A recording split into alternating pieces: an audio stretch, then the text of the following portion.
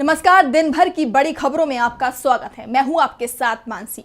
आज इस बुलेटिन में बात होगी कांग्रेस की रणनीति से बीजेपी की बड़ी मुश्किलों की, बीजेपी में बड़ी बगावत के संकेतों की। बात करेंगे महाराष्ट्र एनडीए में पड़ी फूट की, जेएनयू में लेफ्ट के आगे भगवाधारियों को मिली हार की। जानेंगे बिहार में बीजेपी को लगने वाले बड़े झटके की और बुलेटिन के आखिर में बात करेंगे झारखंड में बीजेपी के बिगड़ते गणित की। इसके अलावा और भी कई बड़ी खबरों से आपको करवाएंगे रूबरू। लेकिन तमाम बड़ी खबरों से पहले एक नजर सुर्खियों पर। आप नेता आतिशी का बीजेपी पर बड़ा आरोप, कहा केजरीवाल का सामना नहीं कर पा रहे थे पीएम मोदी, इसीलिए चुनावों से पहले झूठे मामले में कराया गया गिरफ्तार। तेलंगाना में चल रहे फोन टैपिंग के मामले में हैदराबाद पुलिस ने राज्य खुफिया ब्यूरो के पूर्व चीफ टी प्रभाकर राव को बताया मुख्य आरोपी। लुकआउट नोटिस जारी, इस समय अमेरिका में है प्रभाकर राव। महाकाल मंदिर की घटना पर मजिस्ट्रियल जांच के आदेश, गुलाल का सैंपल कलेक्ट किया गया, भस्म आरती के समय हुआ था हादसा। और बीसीसीआई ने टाटा आईपीएल का पूरा शेड्यूल किया जारी, इस बार देश में ही खेले जाएंगे आईपीएल के मुकाबले। 26 मई को चेन्नई में होगा फाइनल मैच। चुनावों के चलते 2014 और 2019 में विदेश में खेले गए थे आईपीएल के मैच। ये तो थी सुर्खियां। अब बात आज की सबसे बड़ी खबर की। लोकसभा चुनावों के लिए कांग्रेस ने उम्मीदवारों की 6वीं सूची जारी कर दी है। 5 उम्मीदवारों की सूची ने बीजेपी को हैरान कर दिया है। कांग्रेस की रणनीति से बीजेपी के अंदर बड़ी बगावत होने के संकेत मिल रहे हैं। तो कैसे कांग्रेस की रणनीति पड़ रही है बीजेपी पर भारी, देखिए ये रिपोर्ट। कांग्रेस ने लोकसभा चुनावों के लिए आज 5 और उम्मीदवारों के नामों का ऐलान कर दिया है, जिसमें कोटा सीट से चुनाव लड़ रहे लोकसभा अध्यक्ष ओम बिरला के खिलाफ उम्मीदवार का नाम घोषित किया गया है। हाल ही में बीजेपी को छोड़कर कांग्रेस में शामिल हुए प्रहलाद गुंजल को कांग्रेस ने कोटा से उम्मीदवार बनाया है। गुंजल को वसुंधरा राजे सिंधिया का करीबी माना जाता था, लेकिन जिस तरह से राजस्थान में राजे और उनके समर्थकों को किनारे लगाया जा रहा है, उससे उनके समर्थकों में नाराजगी है। इससे पहले चूरू सीट से राहुल कसवा का टिकट बीजेपी ने काट दिया था। कसवा भी वसुंधरा के करीबियों में शामिल है। टिकट कटने पर कसवा ने बगावत की और कांग्रेस में शामिल हो गए। कांग्रेस ने भी कसवा को चूरू से अपना उम्मीदवार बना लिया है। इससे पहले हिसार से बीजेपी सांसद ब्रजेंद्र सिंह भी बीजेपी छोड़कर कांग्रेस में शामिल हो गए थे और उन्हें भी पार्टी ने टिकट दे दिया है। यानी कांग्रेस ने साफ कर दिया है कि अगर बीजेपी अपने दिग्गज नेताओं का सम्मान नहीं करेगी तो कांग्रेस के दरवाजे उनके लिए खुले हुए हैं। कांग्रेस की रणनीति से अब बीजेपी के अंदर बड़ी बगावत की खबर आ रही है। दावा किया जा रहा है कि करीब 2 दर्जन सांसद बीजेपी से इस्तीफा देकर कांग्रेस का दामन थाम सकते हैं। इस बीच कांग्रेस ने अपनी 6वीं सूची जारी कर दी है। उसमें राजस्थान की कोटा के अलावा 3 और सीट शामिल हैं, जिसमें अजमेर सीट से रामचंद्र चौधरी, राजसमंद से सुदर्शन रावत, भिलवाड़ा से डॉक्टर दामोदर गुर्जर का नाम शामिल है, जबकि तमिलनाडु की तिरुनेलवेली लोकसभा सीट से एडवोकेट सी रॉबर्ट ब्रूस को टिकट दिया गया है। कांग्रेस की रणनीति से बीजेपी में बड़ी बगावत के संकेत मिल रहे हैं और उसे सबसे बड़े झटके यूपी में लगने वाले हैं। वरुण गांधी का टिकट काटकर बीजेपी ने खुद को ही मुसीबत में फंसा लिया है। तो कैसे यूपी में मुश्किल में फंस गई है बीजेपी, देखिए ये रिपोर्ट। बीजेपी ने पीलीभीत से वरुण गांधी का टिकट काट दिया है। यहाँ पर योगी सरकार में मंत्री जितिन प्रसाद को पार्टी ने उम्मीदवार बनाया है। जितिन प्रसाद यूपी विधानसभा चुनाव से पहले ही कांग्रेस छोड़कर बीजेपी में शामिल हुए थे। बीजेपी ने वरुण गांधी का टिकट तो काट दिया, लेकिन उनकी मां मेनका गांधी को सुल्तानपुर से टिकट दे दिया है। लेकिन बेटे के टिकट कटने को लेकर मेनका नाराज हो गई है। उन्होंने भी बीजेपी से बगावत करने के संकेत दे दिए हैं। वैसे मेनका की नाराजगी तो तभी से सामने आ रही थी जब से ये चर्चा चल रही थी कि बीजेपी पीलीभीत से वरुण गांधी को टिकट नहीं देगी। मेनका के सोशल मीडिया अकाउंट पर बीजेपी के प्रचार से जुड़े वीडियो पोस्ट होना बंद हो गए थे। तो दूसरी तरफ वरुण गांधी ने भी ऐलान कर दिया था कि वो चुनाव लड़ेंगे और पीलीभीत से ही लड़ेंगे। उन्होंने पीलीभीत से अपनी उम्मीदवारी के लिए नामांकन पत्र भी खरीद लिए हैं। बीजेपी से टिकट कटने के बाद ये कहा जा रहा है कि वो निर्दलीय चुनाव लड़ेंगे। तो दूसरी तरफ सपा ने भी साफ कर दिया है कि वरुण जैसे ही अपनी उम्मीदवारी घोषित करेंगे वो यहाँ से अपने उम्मीदवार भगवत शरण गंगवार का नाम वापस ले लेंगे और वरुण अपनी उम्मीदवारी की घोषणा कभी भी कर सकते हैं। तो दूसरी तरफ मेनका गांधी के करीबियों ने दावा किया है कि वरुण गांधी के साथ वो भी बीजेपी छोड़ने की तैयारी में है। मेनका गांधी सुल्तानपुर से ही चुनाव लड़ेंगी, लेकिन बीजेपी के टिकट पर नहीं लड़ेंगी।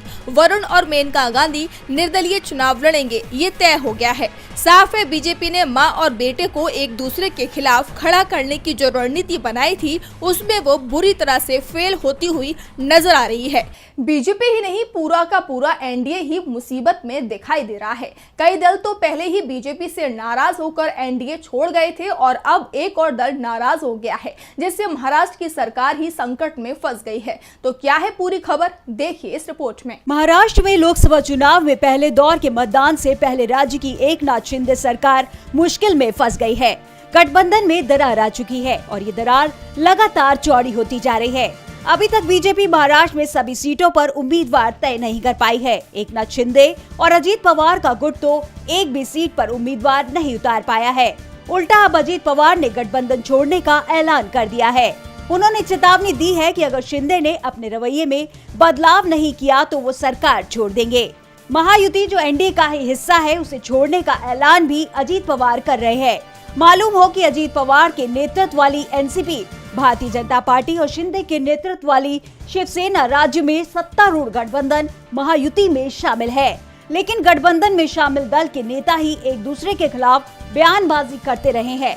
शिंदे गुट के नेता और पुरंदर से पूर्व शिवसेना विधायक विजय शिवतारे लगातार अजीत पवार पर निशाना साध रहे हैं। उन्होंने बारामती से चुनाव लड़ने का ऐलान तक कर दिया है, जबकि इस सीट से एनडीए गठबंधन में अजीत पवार अपनी पत्नी सुनेत्रा पवार को चुनाव लड़ाने का ऐलान पहले ही कर चुके हैं। शिवतारे ने कहा कि वे इस निर्वाचन क्षेत्र को पवार परिवार से मुक्त कराने के लिए चुनाव लड़ना चाहते हैं। अजीत पवार ने शिंदे को सीधी चेतावनी दी है कि अगर उन्होंने शिवतारे को शिवसेना से बर्खास्त नहीं किया तो एनसीपी एनडीए से बाहर हो जाएगी। अजीत पवार के ऐलान में बीजेपी हाईकमान भी परेशान दिखाई दे रहा है। पहले से ही कमजोर पड़ते एनडीए से एक और दल चुनाव के समय निकल जाता है तो बीजेपी के लिए महाराष्ट्र की लड़ाई बहुत मुश्किल हो जाएगी।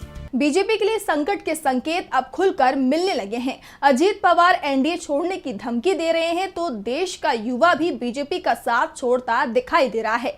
दिल्ली की जवाहरलाल नेहरू यूनिवर्सिटी के चुनाव परिणाम सामने आए हैं और इसमें बीजेपी से जुड़े छात्र संगठन को जोरदार झटका लगा है। तो क्या है खबर, देखिए इस रिपोर्ट में। जेएनयू में लाल सलाम गूंज रहा है। भगवा दल से जुड़े छात्रों के चेहरों पर मायूसी छाई हुई है और हो भी क्यों नहीं, उनके हिस्से इस बार करारी हार आई है। दावे तो बहुत किए गए थे, लेकिन जब हकीकत से मुकाबला हुआ तो भगवा दल से जुड़े लोग के सामने सच्चाई आ गई। जेएनयू छात्र संघ के नतीजे सामने आ गए हैं और नतीजों में बीजेपी के छात्र संगठन हिस्से जबरदस्त हार आई है। जेएनयू में चारों की चारों सीट पर वाम दलों ने कब्जा जमा लिया है, जबकि बीजेपी चारों ही सीटों पर बड़े मार्जिन से हार गई है। चुनाव परिणाम से पहले बीजेपी जीत के दावे कर रही थी, लेकिन इतनी करारी हार मिलेगी इसका भरोसा किसी को नहीं हो रहा था। लेकिन देश के युवाओं ने बता दिया कि उनके मन में क्या है।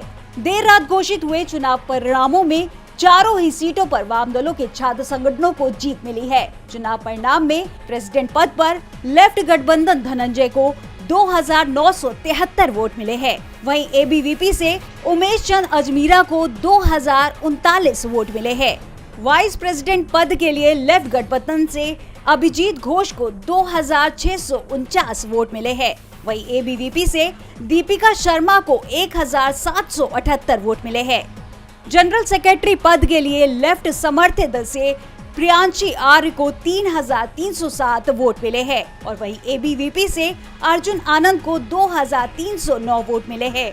ज्वाइंट सेक्रेटरी की बात करते हैं तो वहीं मोहम्मद साजिद को लेफ्ट गठबंधन में 2893 वोट मिले हैं। वहीं एबीवीपी से गोविंदांगी को 2496 वोट मिले हैं। ज्वाइंट सेक्रेटरी की पोस्ट पर अंतर जरूर करीब 500 वोटों का रहा है। बाकी की पोस्टों पर ये अंतर 1000 वोटों के करीब रहा। इसके साथ ही छात्र संघ को 27 साल के बाद लेफ्ट की तरफ से दलित प्रेसिडेंट भी मिला है। इसके पहले 1996-97 में बट्टी लाल बैरवा पहले दलित प्रेसिडेंट बने थे। जेएनयू में बीजेपी से जुड़े छात्र संगठन की हार बता रही है कि देश में लहर किस तरफ चल रही है और इसका एहसास बीजेपी को हो रहा है, तभी उसके उम्मीदवार टिकट वापस कर रहे हैं। भोजपुरी फिल्मों के स्टार पवन सिंह ने बीजेपी से टिकट लौटा दिया और फिर बिहार की किसी भी सीट से बीजेपी के टिकट पर लड़ने से इनकार कर दिया और अब उन्हें लेकर बड़ी खबर सामने आई है जो बीजेपी को डरा रही है। तो क्या है मामला, देखिए इस रिपोर्ट में। भोजपुरी स्टार पवन सिंह ने बीजेपी को बड़ा झटका दे दिया है। पवन सिंह ने पहले ही ऐलान कर दिया था कि वो बिहार से लोकसभा का चुनाव लड़ेंगे और बीजेपी ने बिहार से उम्मीदवारों की जो सूची जारी की है उसमें पवन सिंह का नाम नहीं है। साफ है, पवन सिंह ने बीजेपी के टिकट पर चुनाव लड़ने से ही इनकार कर दिया है। वो लालू यादव के संपर्क में बताए जा रहे हैं और लालू ने पवन सिंह को आरा सीट से चुनाव लड़ने की हरी झंडी भी दे दी है।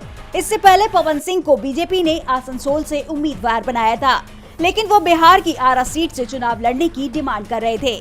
यहाँ से बीजेपी के आर.के. सिंह सांसद हैं और बीजेपी ने आर.के. सिंह का टिकट काटने से इनकार कर दिया था, तो पवन सिंह ने भी आसनसोल से बीजेपी का टिकट लौटा दिया है। अब पवन सिंह आरजेडी में शामिल होने की तैयारी में है। दावा किया जा रहा है कि 1-2 दिन में ही वो आरजेडी की सदस्यता ले लेंगे और आरा से आरजेडी के टिकट पर चुनाव लड़ेंगे।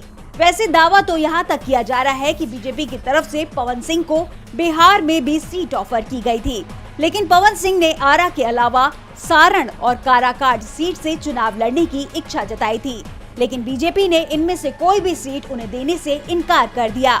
इसके बदले में जो सीट उन्हें दी जा रही थी उस पर चुनाव लड़ने को भोजपुरी फिल्मों का स्टार तैयार नहीं था। इस बीच आरजेडी की ऑफर के बाद पवन सिंह ने भी अपना रुख कड़ा कर लिया था। पवन सिंह के आरजेडी के टिकट पर चुनाव लड़ने की तैयारी है, जिससे बीजेपी मुश्किल में दिख रही है। तो बीजेपी के चलते उसके सहयोगी मुश्किल में दिखाई दे रहे हैं, क्योंकि उसने अपने सहयोगियों से पहले जो वादे किए थे चुनाव के समय उन्हें तोड़ दिया है। तो कैसे बीजेपी के सहयोगी आए मुश्किल में, देखिए ये रिपोर्ट। लोकसभा चुनावों से पहले बिहार बीजेपी में गठबंधन का फॉर्मूला तय कर लिया गया था। ये फॉर्मूला तब का था जब नीतीश कुमार ने एनडीए में एंट्री नहीं ली थी। बीजेपी ने 26 से 28 सीटों पर चुनाव लड़ने की तैयारी की थी, जबकि 12 से 14 सीट वो सहयोगी दलों को दे रही थी, जिसमें एलजेपी के दोनों गुटों को 6, उपेंद्र कुशवाहा को पार्टी आरएलपी को 3, मांझी और मुकेश सहनी जो एनडीए में आने को लगभग तैयार है उन्हें 2-2 सीट दी जानी थी। सहनी कम से कम 5 सीट की डिमांड कर रहे थे। उनकी बात बीजेपी हाईकमान से चल रही थी कि तभी नीतीश कुमार एनडीए में आ गए, जिसके बाद बीजेपी ने अपने सभी सहयोगियों को एक किनारे कर दिया। एलजेपी को मिलने वाली 6 सीटों में बड़ा हिस्सा चिराग पासवान बचाने में कामयाब हो गए। उन्हें 5 सीटें मिल गई। नीतीश भी 16 सीटें जेडीयू के लिए ले गए, लेकिन बीजेपी ने बाकी पार्टियों को किनारे लगा दिया। पशुपति पारस जो रामविलास पासवान के समय पर एलजेपी के उम्मीदवार तय करते थे, रामविलास पासवान भी टिकट के दावेदारों से कह देते थे कि पारस से संपर्क करें। आज वो अपने टिकट के लिए लाइन में खड़े हुए हैं, क्योंकि बीजेपी ने उन्हें एक भी सीट नहीं दी है। मुकेश सहनी का हाल भी ऐसा ही है। 2019 के चुनाव में सहनी महागठबंधन में थे और 3 सीट पर उन्होंने उम्मीदवार उतारे थे, लेकिन आज खुद के टिकट का भरोसा नहीं है।